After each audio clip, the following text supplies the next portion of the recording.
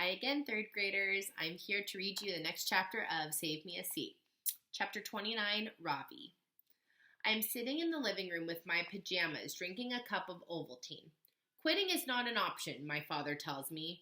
Your father is right, says Prania. Look how hard he is working in America, Ravi. Take the train up and down every day, always on the phone. Do you see him giving up? Because remember, the last thing that Ravi told us was that he was quitting school. And we had said, obviously, that's not a choice, and that Ravi's going to have to come up with a solution to his problem. Permia picks up his newspaper and goes out to the living room to read in peace. Permia gets the bottle of red oil from the medicine cabinet, and Amma rubs some on my shoulder to relieve the pain, because they just saw the bruise from the ball hitting him. Put this on, she says, handing me the red sweater and matching monkey cap that my other grandmother knitted for me as a parting gift. You need to cover up if you're going to be coming down with a cold. Get back into bed and rest. When you wake up, I'll make you some rasam and rice.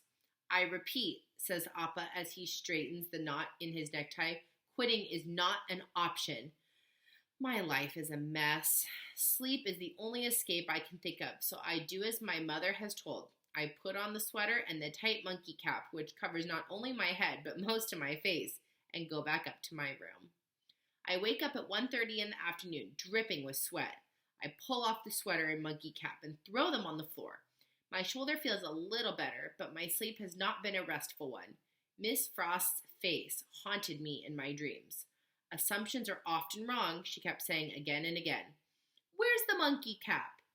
Prania asks when I come downstairs. The wind in this country will be the end of us all. There's no wind inside the house, and the monkey cap is soaking wet from my sweat. Amma must have turned the temperature up. It feels like an oven in here. Are you hungry, Ravi? Hurry and eat your mother's runny rasam, Prania tells me. Then we will get to work. Work on what, Prania? Your mother and I have gone through your backpack, she says. You have been slipping up on your assignments, Ravi. No wonder you wanted to quit. Uh-oh.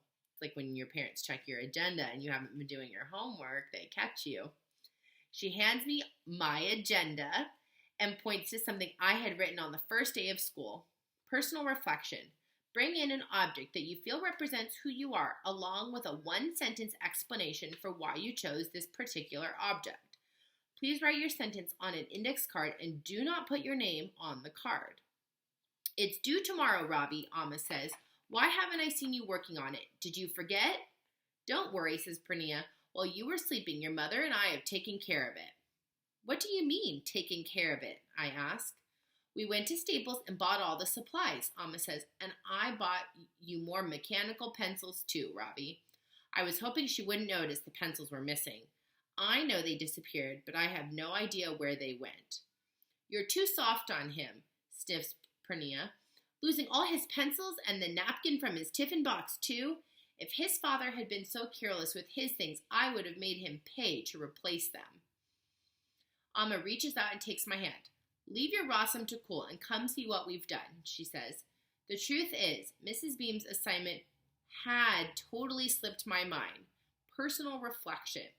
At first, I had thought it would be easy. I hadn't even given it a second thought. I knew who I was. But now, after 3 days at Albert Einstein Elementary School, I am no longer the same person I used to be.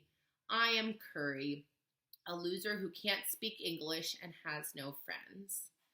Amma and Prania lead me to Appa's office. Spread out on the desk are colored markers, a gold pen and a silver one, white liquid glue, glitter, glass gems, and all kinds of other shiny stuff. It sounds like fun for someone who likes crafts. A piece of white chart paper lies in the middle, and at the top, in the neatest cursive, my mother has written, Ravi, sharp and shining like the sun. The letters are gold, the borders decorated with glitter and gems as elaborate as a painting. Under this, they have glued down photographs, each with a shining border on its own. Pictures of me receiving the awards for winning the Math Olympiad at my old school. Me standing on the podium with a gold medal for running. Me holding my certificate for best ongoing student at my school in India. They had even taken one of my real medals and stuck it on the chart with cello tape.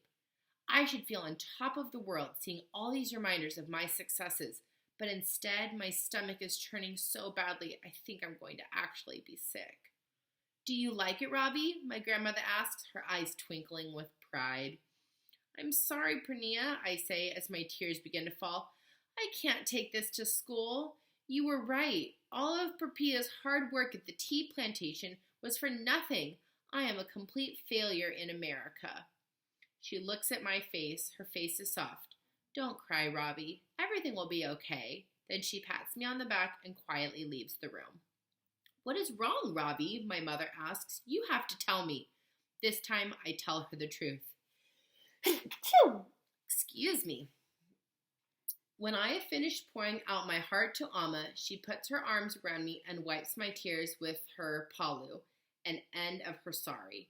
Don't worry, Raj, Amma says softly. I want to believe my mother, but nothing she has done so far has helped me.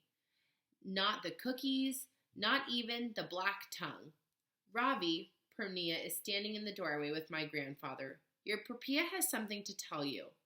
My grandfather is wearing a warm sweater and a monkey cap of his own. In his hand, he holds a small tea strainer he has brought from the kitchen.